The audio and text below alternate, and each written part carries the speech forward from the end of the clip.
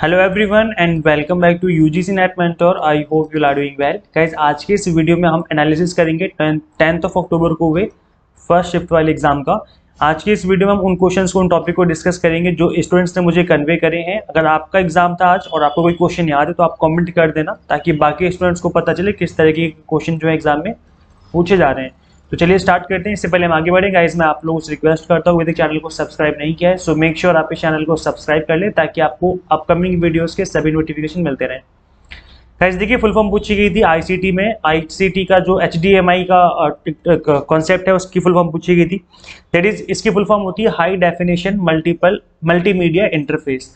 तो एक तरीके का standard for simultaneously transmitting digital video and audio form होता है from a source and such as computer हो गया, टीवी केबल, और to a computer, monitor, TV और प्रोजेक्टर। तो मतलब अलग अलग जगह पे इसका यूज होता है, जरूरी नहीं कि सिर्फ लैपटॉप में यूज होता हो, लैपटॉप में भी इसका पोर्ट होता है। और इसके अलावा गाइस टीवी में भी होता है इसका, इसके अलावा प्रोजेक्टर में भी होता है, कंप्यूटर मॉनिटर में भी होता है। तो अलग अलग जगह पे इसको स्लॉट मिलते हैं, जिसके थ्रू आप वीडियो और ऑडियो को जो है एक सोर्स से दूसरे सोर्स तक पहुंचा सकते हो। और इसका जो है काफी बड़े लेवल पे यूज भी किया जाता है, तो इसकी फुल फॉर्म अच्छे से याद कर लीजिए। वैसे मैं बता दूं कि जितनी भी इंपॉर्टेंट आईसीटी की फुल फॉर्म है, इनको मैंने एक पीडीएफ में एक लिख करके कन्वर्ट करके मैंने आप लोगों को शेयर किया था। ये जो पीडीएफ है मेरी एंड्रॉइड ऐप में अवेलेबल है।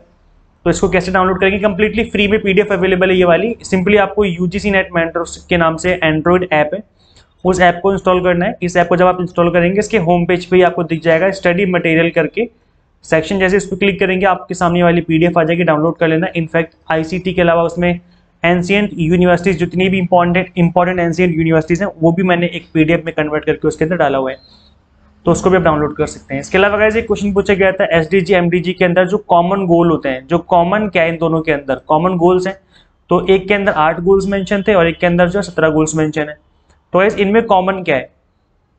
तो आप जो कॉमन गोल्स हैं उससे रिलेटेड एक क्वेश्चन पूछा गया था, इन कॉमन गोल से के रिगार्डिंग। वैसे आपको सारे के सारे गोल्स याद होने जरूरी हैं, सभी गोल्स इंपॉर्टेंट है। मूक के ऊपर एक क्वेश्चन पूछा गया था। मूक तो पता है आपको, मैसिव ऑनलाइन ओपन कोर्सेज, जिसके अंदर जो स्वयं है वो इसी के अंदर आता है। नंबर सीरीज का क्वेश्चन था, एग्जैक्ट क्वेश्चन याद नहीं है, हल्का फुल्का याद है तो डाल दिया मैंने उसको। मैं इसलिए एक्सप्लेन नहीं कर रहा हूँ बिकॉज एग्जैक्ट क्वेश्चन याद नहीं है स्टूडेंट को। यहाँ पर जो ऑड नंबर था वो आपको आउट करना था, तो आई थिंक कोई प्राइम नंबर था जिसको कि बाहर निकालना था, ऐसा कोई क्वेश्चन था। इसके अलावा गाइस क्वेश्चन पूछा गया था आपका, देखिए नंबर सीरीज अगर आपको टफ लगता है तो नंबर सीरीज को मैंने कवर किया हुआ है यूट्यूब पर, class number 11 and important topic series की। ये जो सीरीज है हमारे इसी चैनल के प्लेलिस्ट में आप देख लेना, अवेलेबल है। और इसका जो लिंक है सीरीज का आपको इसी वीडियो के डिस्क्रिप्शन बॉक्स में, कमेंट बॉक्स में दे दूंगा। इन सभी क्वेश्चन, इन सभी क्लासेस में जो कि इंपॉर्टेंट टॉपिक सीरीज है, इसमें सभी क्लासेस में मैंने केवल इंपॉर्टेंट टॉपिक को कवर किया हुआ है जो कि पेपर 1 के लिए इंपॉर्टेंट है, उन सभी टॉपिक्स को कवर किया हुआ है। इसके अलावा अगर हम बात करें डेटा इंटरप्रिटेशन की, तो यहाँ से क्वेश्चन काफी लंबा लेंथी क्वेश्चन था, एक टेबल बेस्ड क्वेश्चन था जिसमें परसेंटेज डाला, डेटा गिवन था, तो इस तरह का क्वेश्चन आया था। देखिए गाइस, डेटा इंटरप्रिटेशन के अंदर टेबल बेस्ड क्वेश्चन ही बनते हैं, तो आप इस तरह के क्वेश्चंस की अच्छे से प्रिपरेशन कर लो। कम्युनिकेशन से ज्यादा क्वेश्चन थे ऐसा बताया, एक टेक्नोलॉजी एंड टीचिंग से मिलाकर के क्वेश्चन पूछा हुआ था, कॉन्सेप्ट टाइप।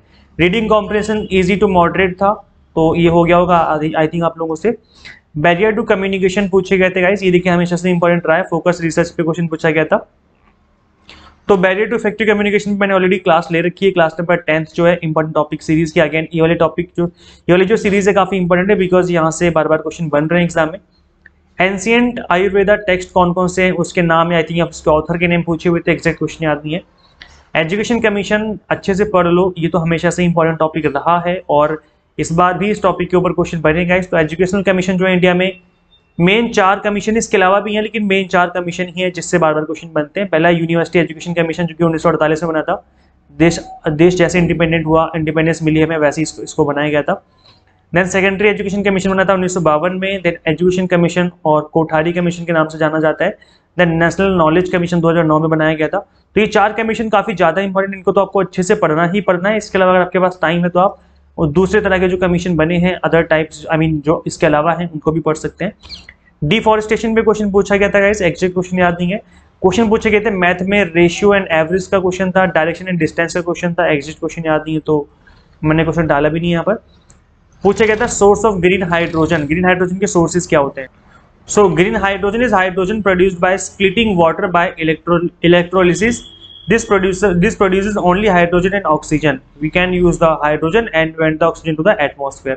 तो इलेक्ट्रोलिसिस का यूज करते हुए पानी का जो होता है लाइक उसको हम ऑक्सीजन उसमें से अलग कर देते हैं, हाइड्रोजन अलग कर देते हैं, तो हाइड्रोजन को हम लोग यूज कर लेते हैं और ऑक्सीजन को हम एटमॉस्फेयर में छोड़ देते हैं with no negative impact. To achieve the electrolysis we need electricity, we need power. तो इसका यूज करते हुए जो है ग्रीन हाइड्रोजन बनाई जाती है और एक तरीके से ये सब्सटीट्यूट है हमारी फॉसिल फ्यूल का, इसको क्रिएट किया जा सकता है, तो काफ़ी अच्छी है। इसके अलावा कैसे एक क्वेश्चन ये पूछा गया था, देखिए ये क्वेश्चन बहुत इंपॉर्टेंट है कि अलग अलग पॉल्यूटेंट के क्या असर होता है, मतलब आपको किस तरह की बीमारी हो जाती है। तो इस तरह के टॉपिक को मैंने अपने क्रैश कोर्स में अच्छे से कवर करवाया हुआ है। जिन स्टूडेंट ने कवर किया होगा डेफिनेटली उसका आंसर करके आएंगे। कौन से गैस से क्या प्रॉब्लम होता है, जैसे इनको मैच करना था, ओजोन से क्या प्रॉब्लम क्रिएट होती है, कार्बन मोनोऑक्साइड से क्या प्रॉब्लम क्रिएट होती है। ऑप्शन में गिवन था स्किन कैंसर वगैरह या जो भी अलग अलग तरह की प्रॉब्लम होती है, इनहेलिंग की प्रॉब्लम होती है, लाइक आपका जो रेस्पिरेटरी सिस्टम खराब हो जाता है। गाइस देखिए यहाँ पर कुछ गैसेस के नाम डाले हुए हैं मैंने लिस्ट में, आप एक बार इनको गो थ्रू कर लो। जैसे नाइट्रोजन ऑक्साइड है, तो ये हाईली रिएक्टिव गैस है, primarily affecting the respiratory system. तो देखिए जितने भी एयर पॉल्यूटेड है वो सारे रेस्पिरेटरी सिस्टम को तो नुकसान पहुंचाएंगे, तो ऑब्वियस सी बात है। सल्फर ऑक्साइड है, ये आपका इंडस्ट्री से ज्यादातर निकलता है और ये भी आपके रेस्पिरेटरी सिस्टम को खराब कर देता है।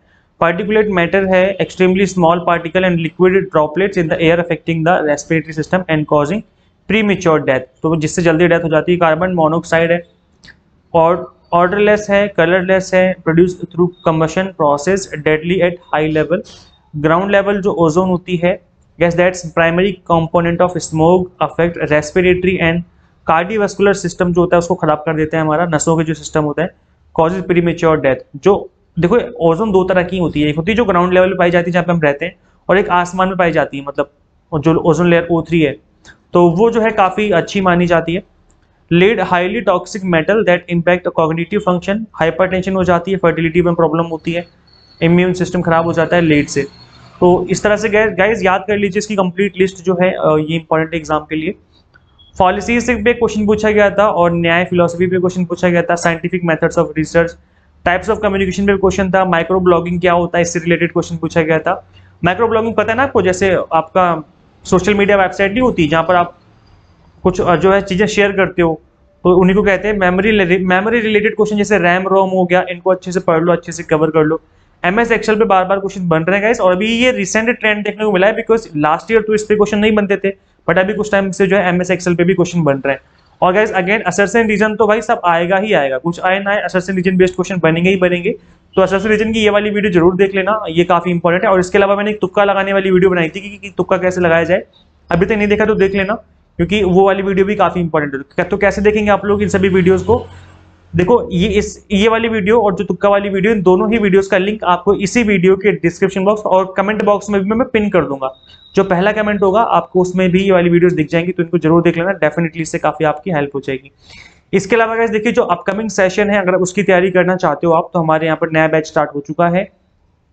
अभी इस पर 20% का डिस्काउंट दिया जा रहा है, क्योंकि फेस्टिवल सीजन चल रहा है, तो अभी डिस्काउंट अवेलेबल है आपको 2-4 दिन के लिए, 20% डिस्काउंट चलता रहेगा। देन उसके बाद ये जो ऑफर है वो खत्म हो जाएगा, देन आपकी ओरिजिनल फीस ही आपको जो भी ओरिजिनल फीस है वही चार्ज की जाएगी।